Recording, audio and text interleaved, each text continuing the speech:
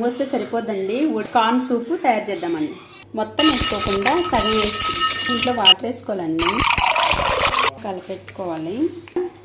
నెయ్యి వేసుకోవాలి. పచ్చిమిర్చి వేసుకోవాలండి. Corn water వేసేసుకోవాలన్నమాట.